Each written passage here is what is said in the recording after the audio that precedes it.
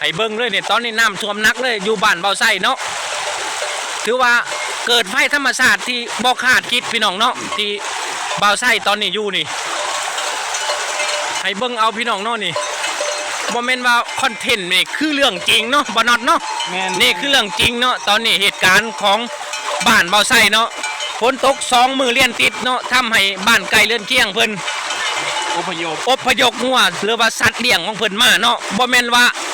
เจ้าเดียวพี่น้องเป็น10เจ้าเนาะนี่คือเบิ่งเอานี่สบายดีพ่อๆกับเบาไส้เนาะพี่น้องเนาะตอนนี้เหตุการณ์บ้านเบาไส้น้ำท่วมหนักพี่น้องเนาะบ้านอื่นเพิ่นเอางัวมาเก็บเนาะตอนนี้คือย่านงัวเพิ่นน้ำท่วมพัดไปเนาะตอนนี้น้ำท่วมบ่คาดคิดพี่น้องฝนตก2 วันตอนนี้อาการหนักพี่น้องเนาะบ้านเพิ่นเนี่ยน้ำท่วมบ้านเพิ่นแหละพี่น้องเพิ่นเอาสัตว์เลี้ยงมาเก็บใบโคกไว้ปลาบ้านอื่นเนาะจะพูดแล้วว่าเถอะมึงแน่พี่น้องไม่แน่ผู้มึงแน่ผู้งัวกำลังมาพี่น้องป้อตัวหลายแห่งลิ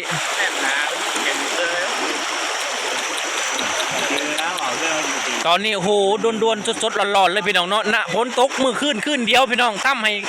น้ำบ้านบ่ไส้ท่วมทุ่งให้ทุ่งหน้าเนาะสำหรับบ้านอื่นนี่คือจังซี่พี่น้องเพิ่นเอาสัตว์เลี้ยงมาแล้วพี่น้องเนาะเพราะว่าบ้านเพิ่นต่ำที่สุดในหมู่บ้านแถวนี้เนาะเพราะว่าตอนนี้กำลังไหลเข้าหมู่บ้านเพิ่นเนาะตอนนี้เพิ่นเอาสัตว์เลี้ยงมาไว้ก่อนพี่น้องเนาะเพราะว่าสิ่งสำคัญคือสัตว์เลี้ยงเนาะมึงแน่พี่น้องแต่ละตัวละอย่างเนาะง่าโอ้ยอย่าให้มันตกได้เดี๋ยวเบิ่งดีๆได้เบิ่งดีๆโอ้ยตัวแหงอ้วนกูมูเนาะฮะมันวิทย์แล้วไปเลยวิทย์แล้ว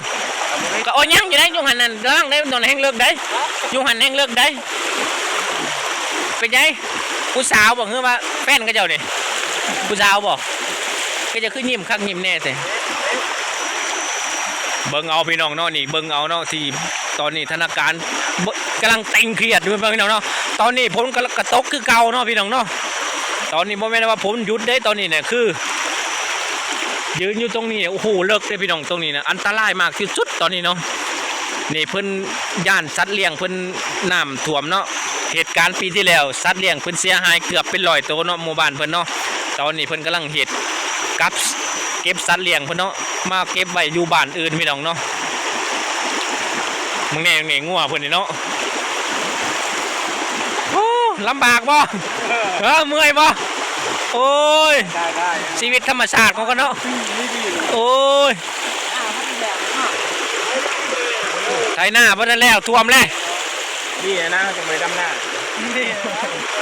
ท่วมพี่น้องไหลมาเราไงโอ้โหงัวก็เจ้าหลายนี่เนาะบ้านก็เจ้านี่ใช่น้ำหนักดูเส้นงัวหน่อยเส้นเบิ้งในงัวน้อยมันสิพัดไปนั่นงัวน้อยนั่นไปเนี่ยปู่เป็นคนดีไหม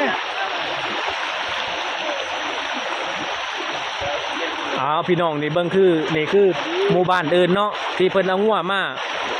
เก็บพี่น้องเนาะตอนนี้โอ้งัวแต่ละเจ้าเพิ่นนี่หลายขนาดพี่น้อง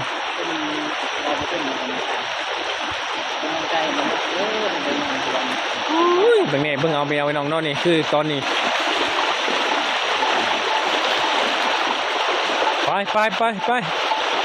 คืออยู่มองสูงอยู่ต่ำๆบ่ได้แล้วไปโอ้งัวก็จะมีตัวงามเนาะ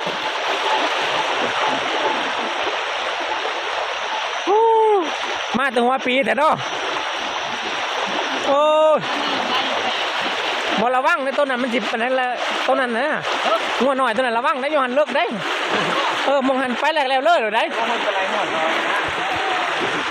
นี่ธนาคารเนาะนี่คือเจ้าของงัวพี่น้องเจ้าของงัวคืองามแท้นี่ผู้สาวเจ้าของงัวเนาะผู้สาวป่ะน่ะผู้สาวบ่โอ้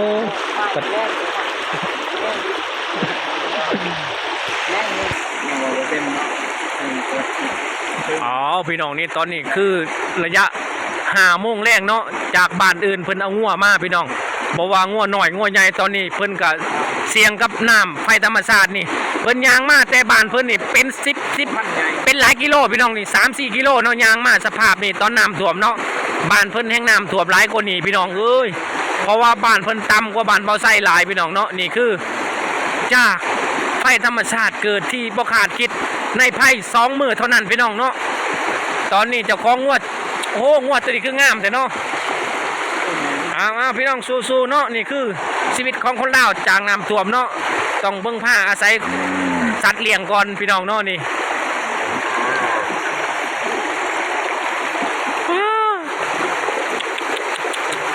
เมื่อไงพี่น้องง่วงก็จะมีตัวงามๆเนาะโอ้ยเสือกยังคือพันขาพันแข้งแต่เนี่ยจะไปได้บ่เนี่ยโอ้ยบ้านเจ้าท่วมแล้วบ่บ้านน่ะท่วมเขาแล้วบ่เขาบ้านยังเขาบ้านยังโอ้เนี่ยเก็บซาเลียไปก่อนเนาะยันน้ำท่วมก่อนบ่พวกง่วงก็อย่างงามเนาะน้ำท่วมที่เขาบ้านเพื่อนนอนพี่น้องโอ้ย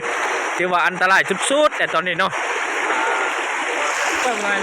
เอาพี่น้องเนาะบ่ใส่เก็บจบคลิปไปเบื้องก่อนเนาะเดี๋ยวบ่ใส่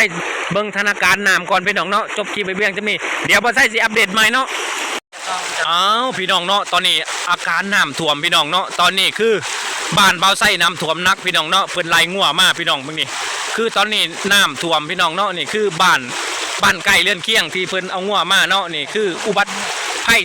ธรรมชาติเกิดเมื่อคืนนี่พี่น้องเนาะแบบกระทันหันเลยเนาะนี่คือเจ้าของงัวมันนี่ความลำบากของเพิ่นเนาะจูงงัวมาแต่บ้านอื่นนะพี่น้องเนาะ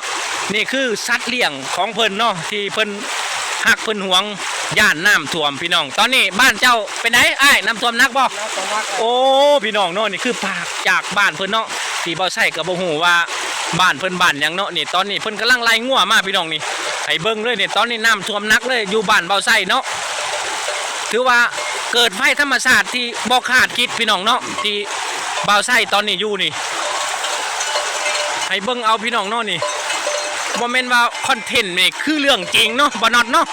นี่คือเรื่องจริงเนาะตอนนี้เหตุการณ์ของบ้านเบาไส้เนาะฝนตก2 มื้อเลี้ยนติดเนาะทำให้บ้านไกลเรือนเคียงเพิ่นอพยพงัวหรือว่าสัตว์เลี้ยงของเพิ่นมาเนาะบ่แม่นว่าเจ้าเดียวพี่น้องเป็น10เจ้าเนาะนี่คือเบิ่งเอานี่เจ้าของงัวนี่พี่น้องขนาดโทรศัพท์เพิ่นยังแขนไว้ในข้างเพิ่นเบิ่งแน่พี่น้องเนาะโอ้ย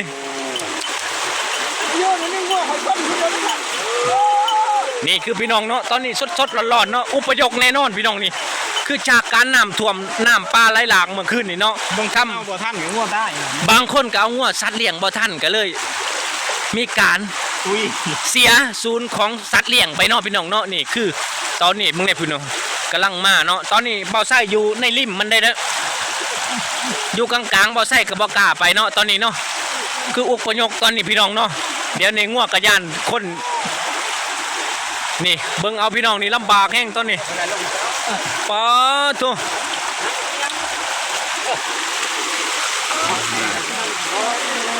พี่น้องเอ้ยบ้านบ่อไส้ก็ยังบ่เคยเจอเนาะกลับมารอดนี่คือน้ำท่วมอีกแล้วพี่น้องน้ำป่าไหลหลากจากเหตุการณ์ที่ฝนตก2 มื้อเลี้ยนติดเนาะนี่มึงเนี่ยพี่น้องเนาะบ่แม่นคอนเทนต์คือเรื่องจริงนี่โอ้งัวคือหลายแต่เนาะมึงเนี่ยพี่น้องนี่คือว่าจาก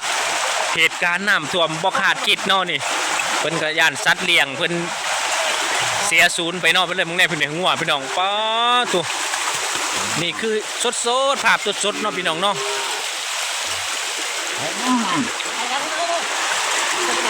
ไล่กระเจ้าเนี่ยมันสิสดๆร้อนต้องการคนจุงซอยบ่มาแต่สายนี่บ้านไหนนี่ท่าคำเรือมบ่มึงเนี่ยพี่น้องเนาะมึงเนี่ยผู้ยังลายแห่งเลยเนาะนี่คือน้ำท่วมพี่น้องเอ้ยกาดจากเหตุการณ์บ่คาดคิดเนาะ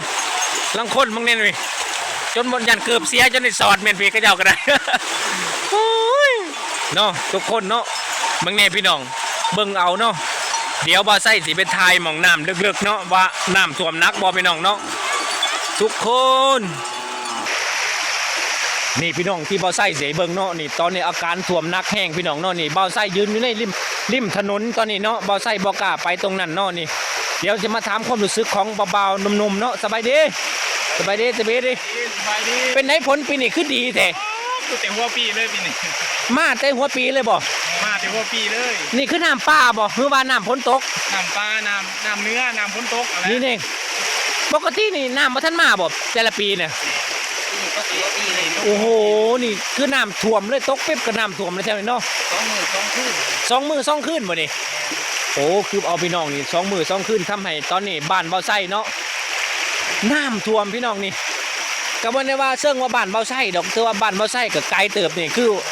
ใกล้ๆไม่ได้ ฟังพุ่นละฟังข้างหน้าบ้านเบาไส้นี่เบาไส้เมื่อบ่ได้ตอนนี้เนาะนี่เบิ่งธนาคารน้ำท่วมอยู่ตอนนี้เนาะนี่เบาไส้อยู่ในถนนตอนนี้เนาะนี่เบิ่งหนุ่มๆเพิ่นมาเบิ่งตอนนี้ธนาคารเนาะเพราะว่าหน้าของเพิ่นไก่อยู่นี่เพิ่นมาเบิ่งให้หน้าตากาเพิ่นเนาะตอนนี้เบาน็อตก็นำผ้าเบาไส้มาเนาะ น้ำลัดทางแล้ว น้ำลัดทางพี่น้องเนาะนี่คือ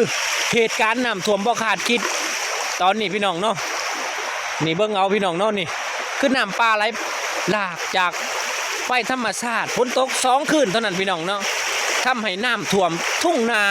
หรือว่าใกล้บ้านคนพี่น้องเนาะนี่เบิ่งเอาพี่น้องนี่คือว่าเพิ่นมาสังเกตน้ำนี่คือว่า2 หนุ่ม 3 หนุ่มเพิ่นนี่เนาะมาเบิ่งเอาพี่น้องข้างหน้านี่คืองัวเพิ่นกำลังสิมาพี่น้องเนาะ นี่ว่าปกติเขาจะมาสิเกี่ยวตัวนั้นก็กิน บ่ปกตินี่น้ำนี่มันสิมาช่วงใดวะน้ำนี่ มาช่วงเขาช่วงเดือน8 เดือน10เดือน11มั้งเนาะ วันนี้10 ประมาณพุ่นแหละน้ำเข้าที่ทอกมันจังมานี่คือว่าท่านดำหน้าซ้ำนี่เนาะมาก่อนปีนี้ บางทีก็เดือน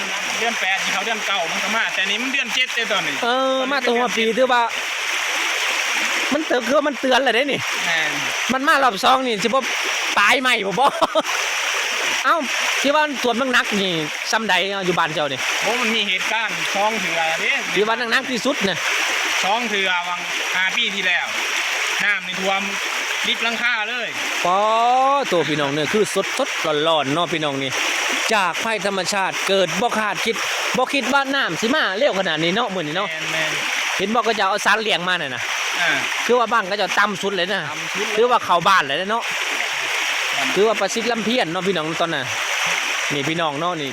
บ่แม่นว่าเว้าใช่เลยนี่ดูนี่เลิกแห้งขนาดนี้นี่มึงเนี่ยพี่น่ะ เป็นตาหยานเนาะน้ำ น้ำนี่คือว่าอันตรายที่สุดพี่น้องนี่เนาะตุ๊พี่น้องไอ้เบิ่งเอาเนาะรอบๆบ่แม่นว่าเว้าใส่ว่ามาขายเอาคอนเทนต์นี่พี่น้องนี่คือเรื่องจริงเนาะพี่น้องเนาะมึงแน่ผู้นี่คือถนนนี่พี่น้องบ่าวไส้ยืนนี่คือถนนหลักของบ้านบ่าวไส้เนาะจากหมู่บ้านบ่าวไส้ไปหมู่บ้านอื่นเนาะตอนนี้บ่าวไส้เอามอเตอร์ไซค์มาบ่กล้าข้ามพี่น้องเนาะย่านมันรถมอเตอร์ไซค์ย่าน